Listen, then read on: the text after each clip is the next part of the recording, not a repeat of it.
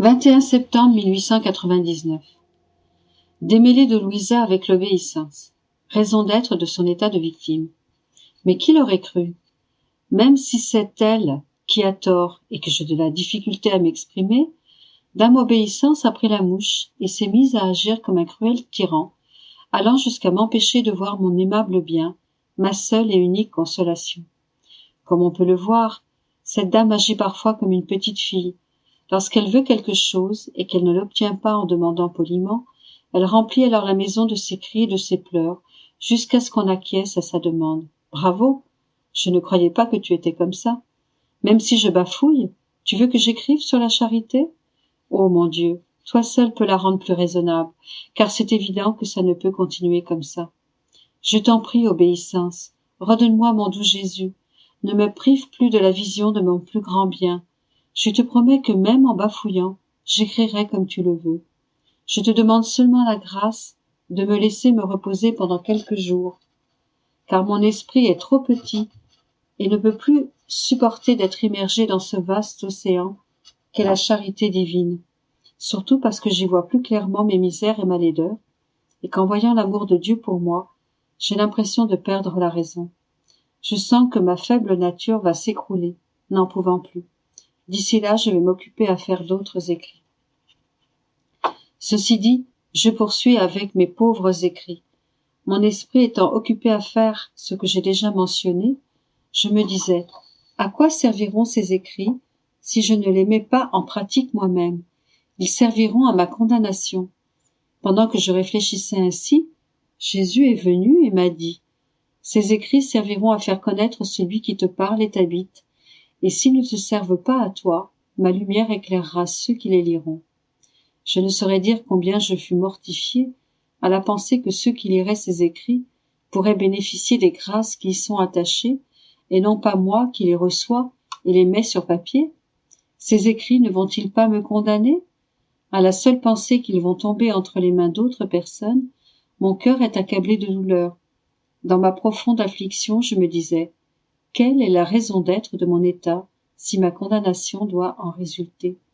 Alors mon très aimable Jésus revint et me dit, ma vie fut nécessaire pour le salut du monde. Et comme je ne peux plus vivre sur la terre, je choisis qui je veux pour m'y remplacer, afin que la rédemption se poursuive. Voilà la raison d'être de ton état.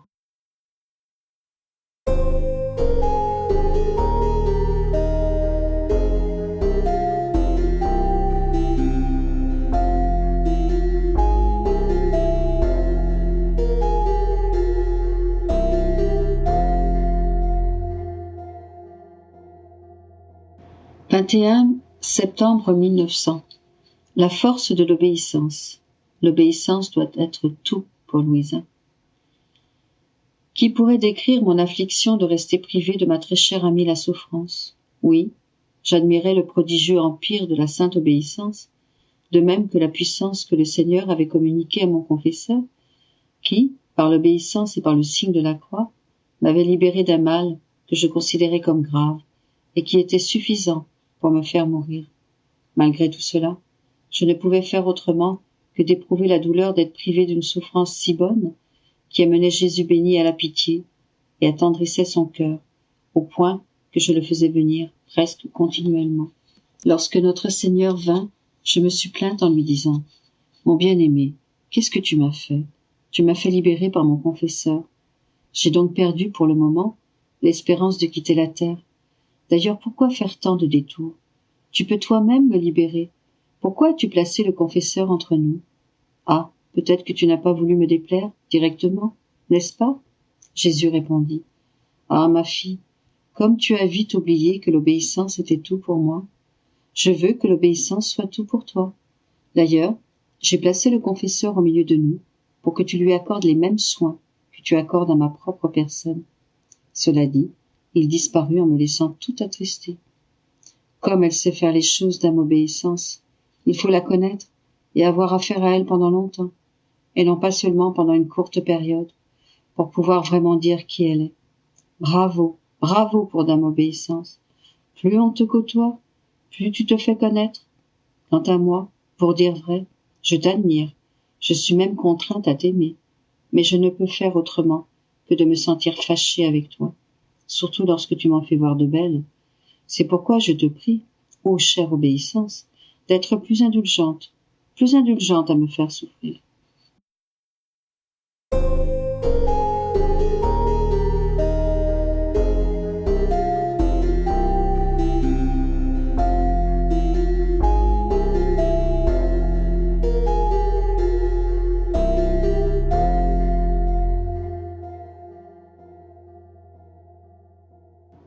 « 21 septembre 1913.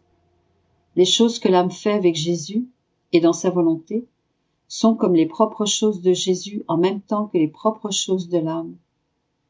Ce matin, mon toujours aimable Jésus se montra empreint d'une douceur et d'une affabilité extraordinaires, comme s'il voulait me dire quelque chose de très important pour lui et de très surprenant pour moi. M'embrassant et me pressant fortement sur son cœur, il me dit : « Ma fille bien-aimée, toutes les choses que la créature fait dans ma volonté, prière, action, pas, etc., acquièrent les mêmes qualités, la même vie et la même valeur que si c'était moi qui les faisais.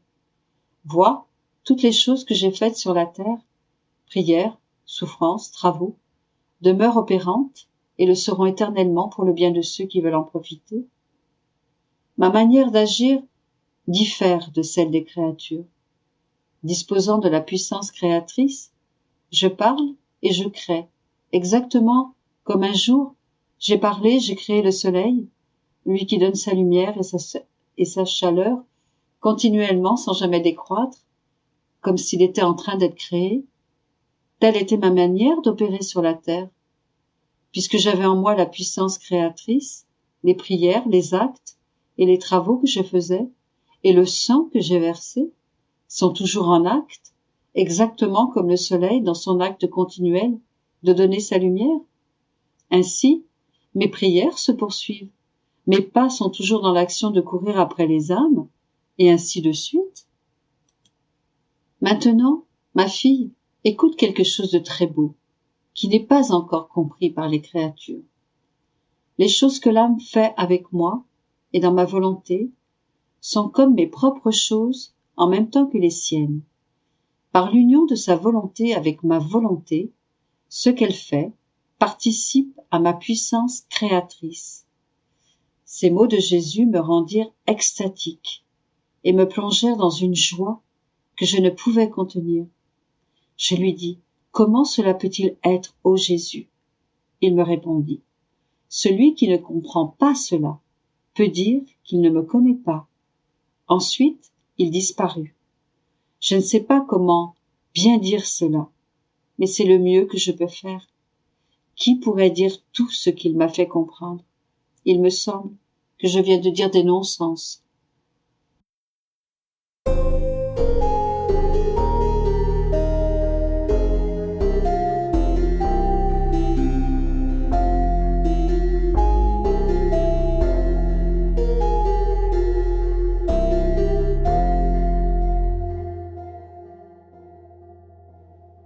« 21 septembre 1920. Les actions accomplies dans la divine volonté sont scellées en elle. J'agissais dans la très sainte volonté de mon Jésus. Bougeant en moi, il me dit : « Ma fille, les actions faites dans ma volonté sont scellées en elle.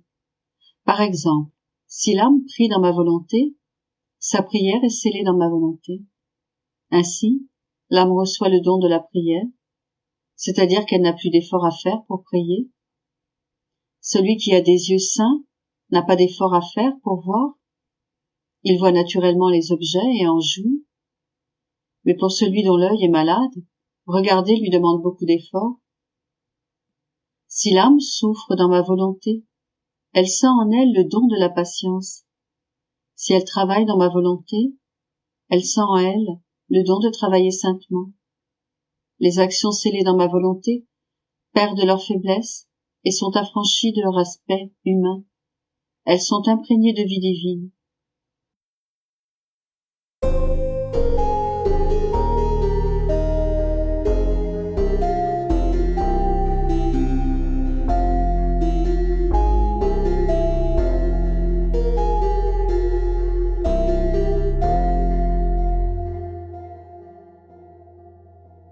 21 septembre 1921. L'immense chagrin que Jésus éprouve parce que ses enfants refusent ses bienfaits. Les révolutions entre les partis et contre l'Église. Jésus devant Caïphe. Chaque peine et chaque bonté forment une journée lumineuse. Me trouvant dans mon état habituel, mon toujours aimable Jésus vint vers moi et me dit : « Ma fille, dans quel état lamentable les créatures m'ont mis. Je suis comme un père très riche, qui aime profondément ses enfants. Alors qu'il veut que ses enfants s'habillent, ceux-ci, extrêmement ingrats, refusent tout habillement et veulent rester nus. Le père leur donne à manger, mais ils veulent continuer de jeûner. S'ils mangent, ils ne mangent que des aliments impropres et vils. Le père leur offre des richesses et veut les garder près de lui, leur donnant sa propre maison. Mais ces enfants ne veulent rien accepter. Ils se contentent d'errer, sans domicile et dépourvus de tout. Pauvre père, combien de peines et de larmes il verse. Il serait plus heureux s'il n'avait rien à donner, plutôt que de disposer de tant de richesses et de ne pas savoir quoi en faire pendant qu'il voit ses enfants périr. C'est pour lui une peine plus grande que toute autre. Je suis comme ce père, je veux donner, mais il n'y a personne pour recevoir. Ainsi, les créatures me font verser des larmes amères et me causent une peine continuelle. Sais-tu qui sèche mes larmes et change ma peine en joie? C'est celui qui veut toujours rester avec moi, qui reçoit mes richesses avec amour et confiance filiale, qui mange à ma table et qui s'habille de mes propres vêtements. À celui-là, je donne sans mesure. Il est mon confident et je le laisse reposer sur ma poitrine. Ma fille, s'il ne se forme pas de parti, de véritables révolutions ne peuvent survenir, spécialement contre l'Église. Mais plusieurs membres de ce parti, qui se dit catholique, sont de véritables loups, déguisés en agneaux. Ils vont causer de grands torts à mon Église. Plusieurs croient que la religion sera défendue par ce parti. Ce sera plutôt complètement l'opposé. Les ennemis en profiteront pour invectiver davantage la religion. Plus tard, alors que je me replongeais dans la méditation, j'en étais à l'heure où mon bien-aimé Jésus était sorti de prison et amené de nouveau devant Caïphe. J'essayais de l'accompagner dans ce mystère. Jésus me dit : « Ma fille, quand j'ai été présenté à Caïphe, c'était le plein jour. Mon amour pour les créatures était si grand que, durant ce dernier jour de ma vie, j'ai paru devant le grand prêtre, complètement défiguré et blessé, pour y recevoir la condamnation à mort. Quelle peine cette condamnation m'a causée. J'ai converti ces souffrances en un plein jour éternel, dont j'ai inondé chaque créature, afin qu'elle puisse y trouver la lumière nécessaire à son salut. J'ai mis à la disposition de chacune ma condamnation à mort, afin qu'elle puisse y trouver la vie. Ainsi, toutes mes peines et tout le bien que j'ai fait se sont transformés en pleine lumière du jour pour le salut de mes créatures. Et j'ajoute qu'il n'y a pas seulement le bien que j'ai fait moi-même qui fait naître le jour, mais aussi celui qu'accomplissent les créatures. Tout cela pour contrer le mal qui est noirceur. Lorsqu'une personne tient une lampe et que 10 ou 20 personnes sont à proximité, même si la lampe n'appartient qu'à une seule personne, toutes les autres en sont éclairées. Elles peuvent lire et travailler à l'aide de la lumière dégagée par la lampe. Ce faisant, elles ne nuisent aucunement à la personne qui possède la lampe. C'est ainsi que le bien opère. Il est non seulement jour pour une personne, mais pour beaucoup d'autres. Qui peut dire combien? Le bien est toujours communicatif. Les créatures me manifestent leur amour en produisant, à travers leurs bonnes œuvres, de nombreux foyers de lumière pour leurs frères.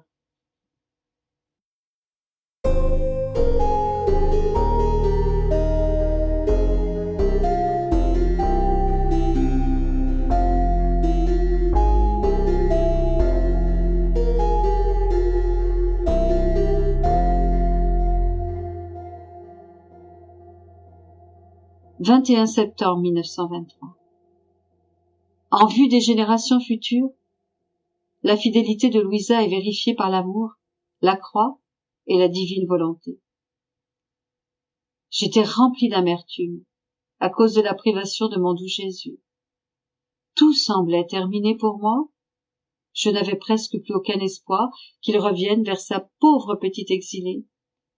Mon cœur s'effondrait de douleur à la pensée que je ne reverrais jamais plus celui qui, ayant partagé sa vie avec moi, était ma véritable vie. Maintenant, ma vie s'était séparée de moi. Mon Jésus, avec quelle brutalité tu m'as tué. Sans toi, je ressens les souffrances de l'enfer. Pendant que je meurs, je suis forcée de vivre. Pendant que je me trouvais dans cet état si terrible, mon toujours aimable Jésus bougea en moi et, sortant un bras, me serra pour me redonner vie. Il me dit: ma fille, ma volonté voulait clarifier les choses avec toi en tenant compte de ce que tous mes attributs sont mis à contribution dans mes œuvres. Quand les générations futures verront tout ce que j'ai déversé en toi, et que, éblouies, elles diront: comment pouvait-elle ne pas faire tout cela après tout ce qu'elle a reçu?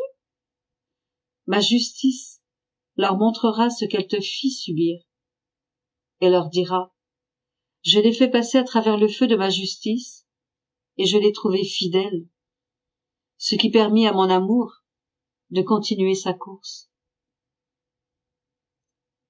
Ce qui a contribué en tout premier lieu à te justifier, mon amour. Combien de tests ne t'a-t-il pas fait subir dans le but d'être sûr de ton amour? En second lieu, ce fut la croix qui t'éprouva sévèrement, au point que ma volonté, guidée par mon amour et par la croix, descendit en toi et te fit vivre en elle. Ma volonté, jalouse, ne voulait pas être en reste avec mon amour et la croix, et ainsi elle se retira pour voir si tu allais continuer à voler dans ma volonté sans moi. En entendant cela, je lui dis: ah, comment aurais-je pu continuer sans toi? Je manquais de lumière, et même si j'avais commencé, je ne pouvais finir parce que celui qui, rendant toutes choses présentes en moi, et voulant que je fasse tout pour tous, en me faisant embrasser tous les liens entre le Créateur et la création, n'était pas avec moi. Mon esprit nageait dans le vide, sans voir qui que ce soit. Comment donc aurais-je pu arriver au but? Jésus reprit: tu avais commencé, et ta peine d'être incapable de finir faisait le reste. Cela prend du courage et de la fidélité. Avec un peu d'épreuve, on est de plus en plus assuré. Même ma maman reine ne fut pas épargnée. Aurais-tu donc voulu être épargnée? Un peu plus tard, il revint, en se faisant voir en moi au milieu d'un cercle et en invitant les âmes à marcher sur ce cercle. Je me joignis aux autres dans le but de toujours poursuivre sur ce cercle. Mon aimable Jésus me dit: ma fille, ce cercle représente ma volonté éternelle qui embrasse la grande roue de l'éternité. Tout ce qui se trouve en son intérieur n'est rien d'autre que ce que fit mon humanité dans la divine volonté, dans le but d'intercéder pour que ma volonté soit faite sur la terre comme au ciel. Tout est préparé. Il ne reste plus rien à faire, si ce n'est d'ouvrir les portes et de faire connaître ma volonté, afin que les âmes en prennent possession. Quand je suis venue sur la terre pour racheter l'homme, on a dit de moi que j'allais être le salut et la ruine de beaucoup. La même chose peut être dite maintenant. Ma volonté sera ou bien la source d'une grande sainteté, parce que ma volonté est d'une sainteté absolue, ou la ruine de beaucoup. Pendant que l'âme avance sur ce cercle, il est nécessaire qu'elle regarde toujours vers son intérieur, jamais vers son extérieur, parce que dans son intérieur, il y a la lumière, la connaissance, ma force, mes actes, de même que l'aide, l'attirance et la vie, de telle manière que l'âme puisse accueillir la vie de ma volonté en elle. À l'extérieur, il n'y a rien de tout cela. L'âme y trouve la noirceur et tombe dans l'abîme. Par conséquent, sois attentive. Garde ton regard toujours fixé sur ma volonté et tu y trouveras la plénitude de la grâce de vivre en elle.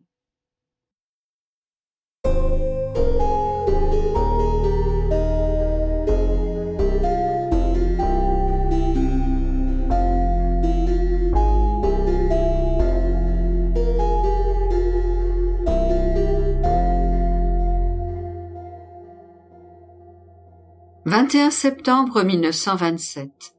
Demandez le royaume de la divine volonté dans les choses créées. Chaque chose créée a un office. Chacune possède une des qualités de Dieu. Preuve certaine que c'est Jésus qui parle à Louisa. Une vérité manifestée est plus qu'un miracle. Elle apporte avec elle la vie divine permanente et possède la vertu de renouveler le monde. La manifestation des vérités de la divine volonté au monde restaure l'image de Dieu pour la créature. Je parcourrai toute la création en demandant le royaume du Fiat suprême en chaque chose créée. Mon Jésus adoré, se manifestant en moi, me dit « Ma fille, comme toutes les choses créées sont fixées en Dieu, lorsque tu demandes le royaume de ma divine volonté en chacune d'elles, les choses créées s'émeuvent en Dieu et demandent mon royaume. Chacune d'elles forme une vague de supplication, mouvement incessant qui demande ce que tu veux. Et comme les choses créées ne sont rien d'autre que des actes sortis de ma divine volonté, laquelle donne un office à chacune d'elles, en demandant mon royaume en chaque chose créée, tu mets en mouvement autour de l'être divin tous les offices des actes de ma suprême volonté, et tu fais demander le royaume de notre volonté à notre bonté, à notre puissance, à notre justice et à notre amour, à notre miséricorde et à notre sagesse. Et cela parce que chaque chose créée contient une de nos qualités. Et nous sentons, l'une après l'autre, les vagues de notre bonté, de notre puissance, de notre justice, de notre amour, de notre miséricorde et de notre sagesse qui, de manière divine, supplie, prie et implore le royaume du divin Fiat parmi les créatures. Et nous, en nous voyant à ce point prier par notre divine volonté, nous demandons « Qui est celle qui met en mouvement une aussi grande volonté avec tous ces actes innombrables pour nous demander d'accorder notre royaume aux créatures ?» Et nos actes nous répondent « C'est la petite fille de l'éternelle volonté, c'est notre fille à tous qui avec tant d'amour émeut nos actes pour demander ce que nous voulons tous. » Et dans l'excès de notre amour, nous disons « Ah, c'est la petite fille de notre volonté. Qu'elle le fasse. C'est à elle qu'il a été donné de pénétrer partout. Laissez-lui libre cours, car elle ne fera et ne demandera rien d'autre que ce que nous voulons. » Je pensais après cela à tout ce que mon Jésus adoré m'avait dit concernant sa divine volonté, comme si je voulais d'autres preuves, plus certaines, que c'était bien Jésus qui me parlait. Et Jésus, se manifestant en moi, me dit « Ma fille, il n'existe pas d'autre preuve plus certaine et plus sûre, et qui puisse faire plus de bien à toi-même comme aux autres, que de t'avoir manifesté tant de vérité.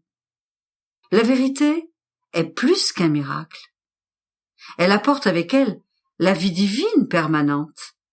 Elle transporte la vérité avec sa vie là où elle va, et en celui qui l'écoute, pour se donner à qui la veut. Par conséquent, mes vérités sont des lumières éternelles qui ne peuvent s'éteindre, et la vérité est une vie qui ne finit jamais. Quel bien mes vérités peuvent-elles produire? Elles peuvent former les saints, elles peuvent convertir les âmes, elles peuvent chasser les ténèbres, et elles ont la vertu de renouveler le monde. J'opère par conséquent un plus grand miracle lorsque je manifeste une seule de mes vérités, que lorsque je donne d'autres preuves pour montrer que c'est moi qui vais vers l'âme, ou lorsque j'accomplis d'autres choses miraculeuses, parce que ces choses ne sont que l'ombre de ma puissance, une lumière passagère, et comme elle est passagère, elle n'apporte pas à tous la vertu miraculeuse, mais se limite à l'individu qui a reçu le miracle. Et souvent, celui qui a reçu le miracle ne devient même pas saint. En revanche, la vérité contient la vie, et en tant que vie, elle apporte sa vertu à qui la veut. Sois certaine, ma fille, que si en venant dans le monde, je n'avais pas dit tant de vérité dans l'Évangile, même en ayant fait des miracles, la rédemption aurait été arrêtée, sans développement, parce que les créatures n'auraient rien trouvé, ni enseignement, ni lumière de vérité, pour apprendre les remèdes en vue de trouver la voie qui conduit au ciel. Il en aurait été de même pour toi, si je ne t'avais pas dit tant de vérité, spécialement au sujet de mon adorable volonté, ce qui a été le plus grand miracle que j'ai accompli en ces temps. Sans ces vérités, quel bien aurait apporté cette grande mission qui t'a été confiée de faire connaître le royaume du divin fiat? Mais après t'avoir dit tant de vérités sur ma divine volonté, elle peut être connue dans le monde, et l'ordre, la paix, la lumière et le bonheur perdu peuvent être restaurés. Toutes ces vérités ramèneront l'homme dans le sein de son Créateur, pour échanger le premier baiser de la création, et pour que soit restaurée l'image de celui qui l'a créé. Si tu savais le grand bien que toutes les vérités que je t'ai dites apportera aux créatures, ton cœur exploserait de joie.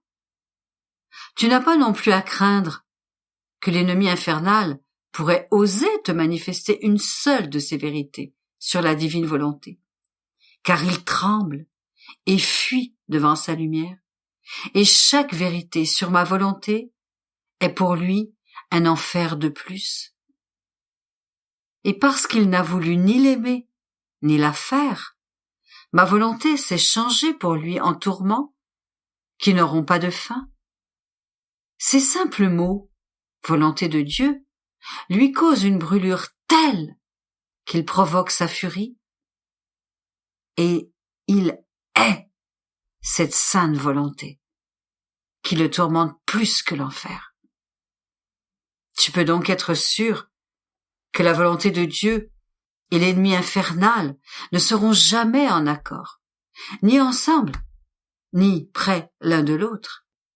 La lumière de ma volonté l'éclipse et le précipite dans les gouffres de l'enfer.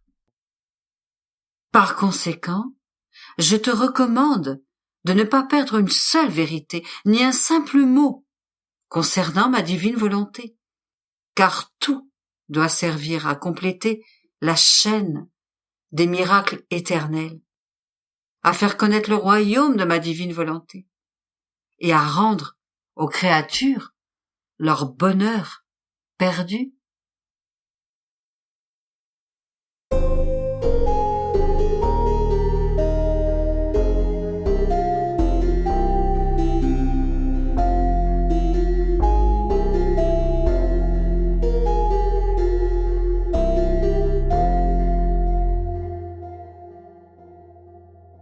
« 21 septembre 1928.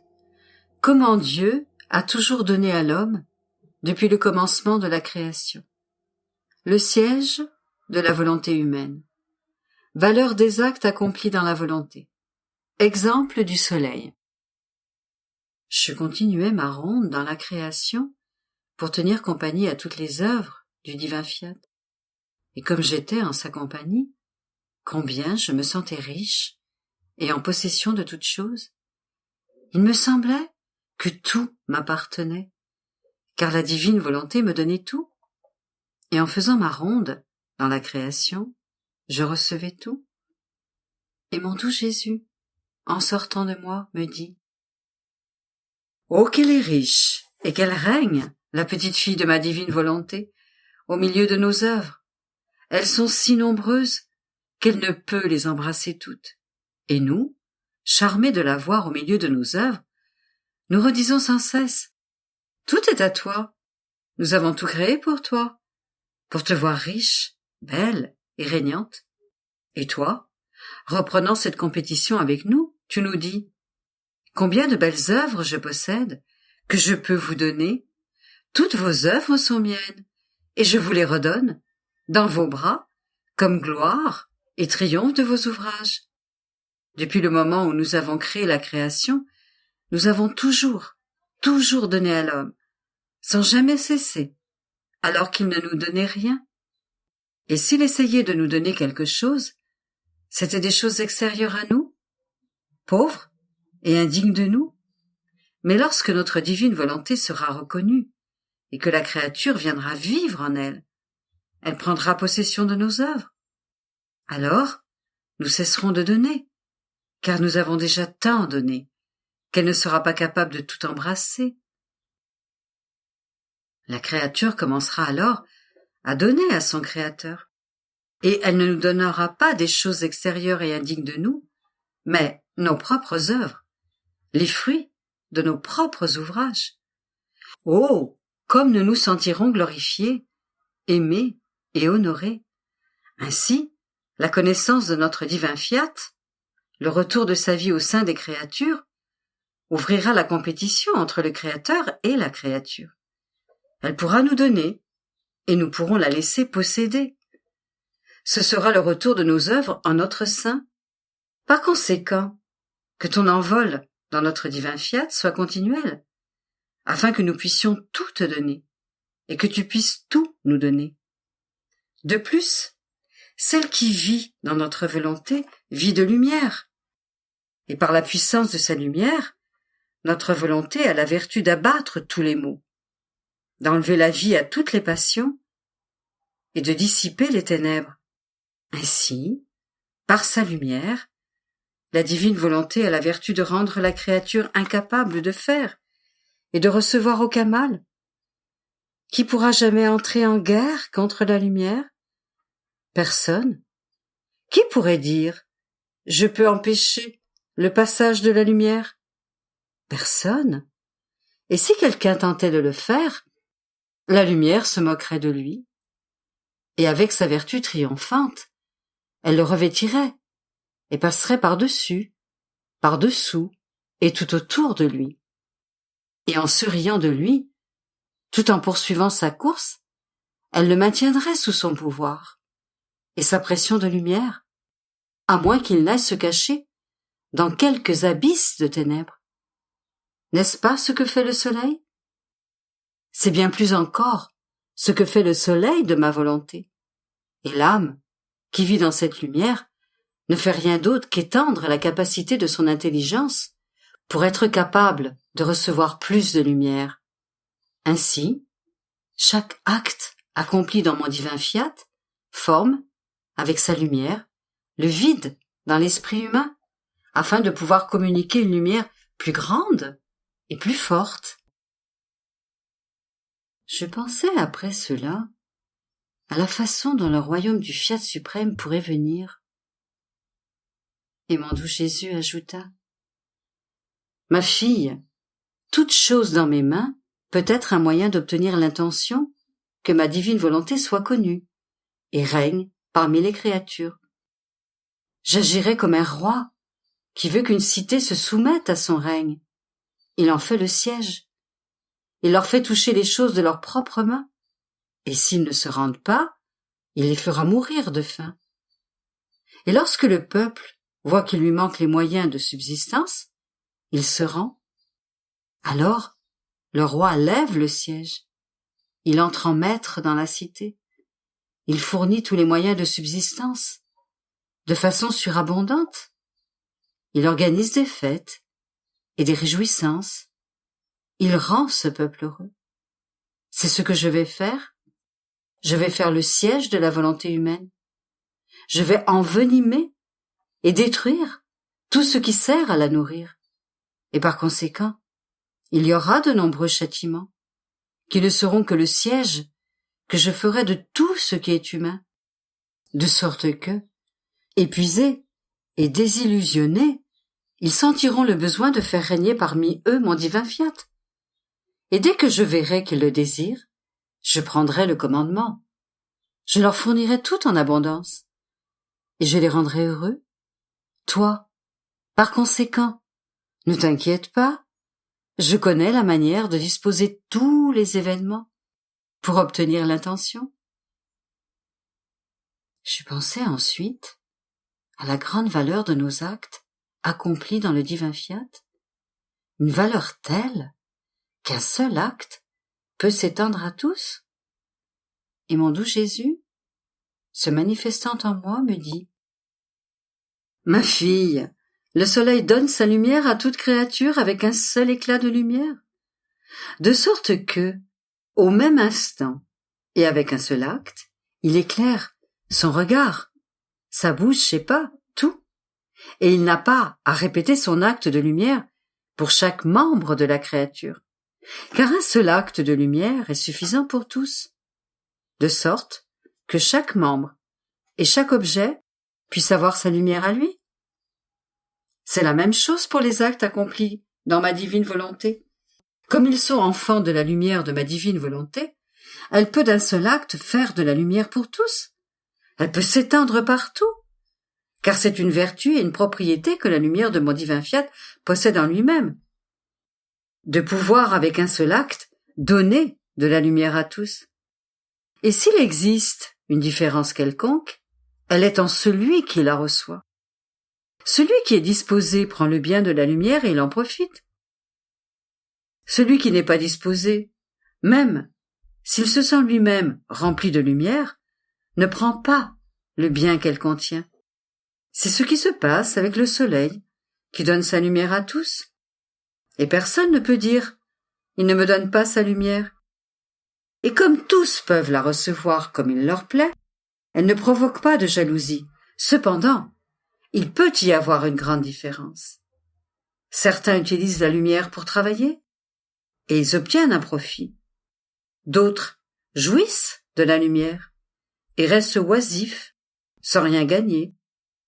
Certains s'en servent pour s'amuser, d'autres pour pécher. La lumière ne change pas, elle est toujours lumière, et accomplit son office de lumière.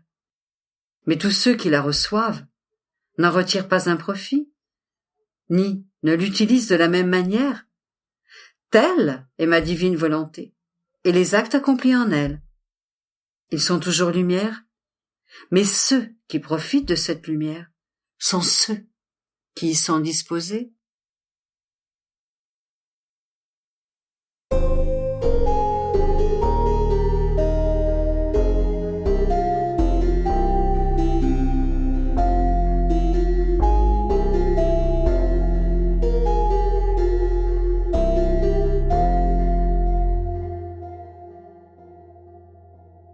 « 21 septembre 1931.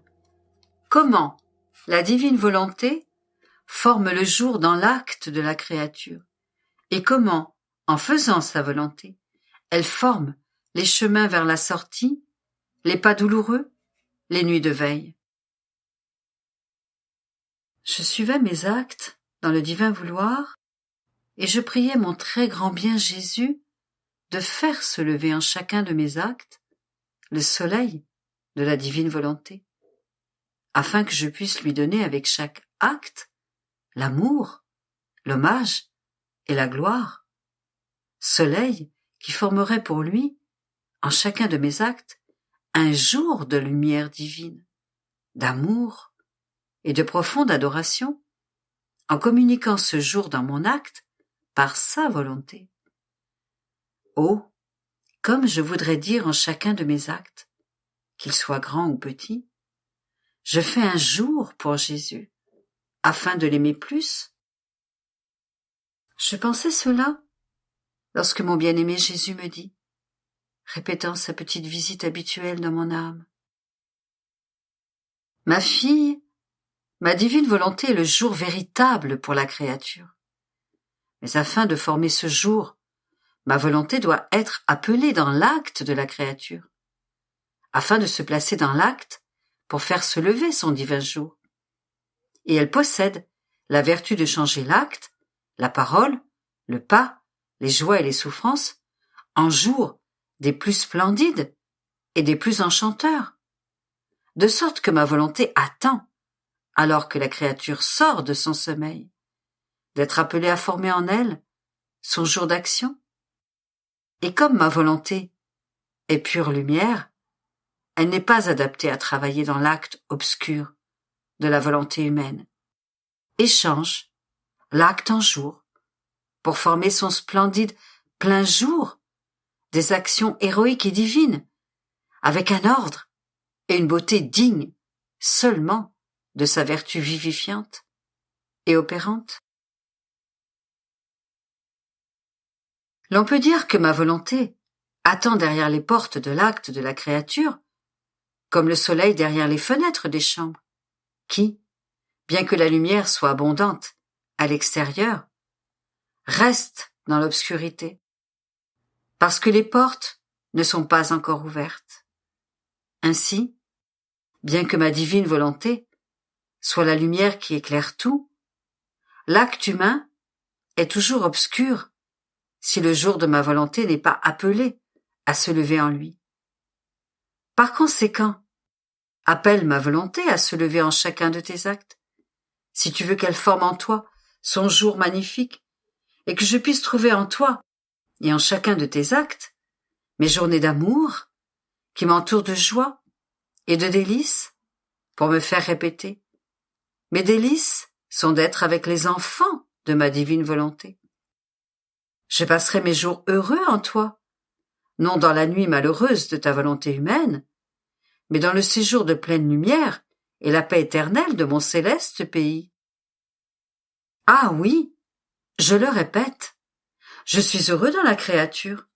Je sens en elle l'écho de mon jour passé ici-bas sur la terre, et l'écho du jour que je passe dans ma prison dans le sacrement de l'amour, tous remplis de ma divine volonté. C'est pourquoi, si tu veux me rendre heureux, fais que je trouve en toi la vertu opérante de ma divine volonté, qui sait comment former pour moi le jour le plus beau et la plus brillante lumière, tout parsemé de joie ineffable et de bonheur céleste, puisque la créature, depuis le début de sa création, est sortie de Dieu dans le jour heureux et pacifique de notre divine volonté.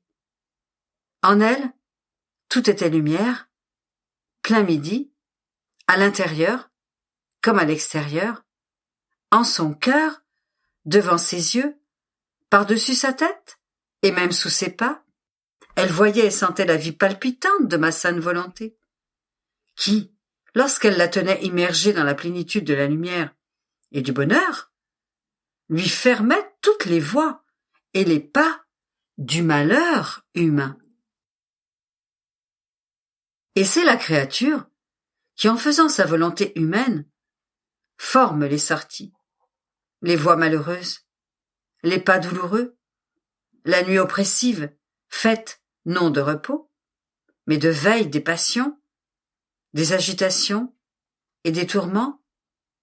Cela dans ma divine volonté elle-même, et cela parce que la créature, ayant été créée uniquement pour ma volonté, afin de vivre en elle, et pour elle, il n'y a pas de dessein pour elle, ni sur la terre, ni au ciel, ni même en enfer, en dehors de mon divin fiat.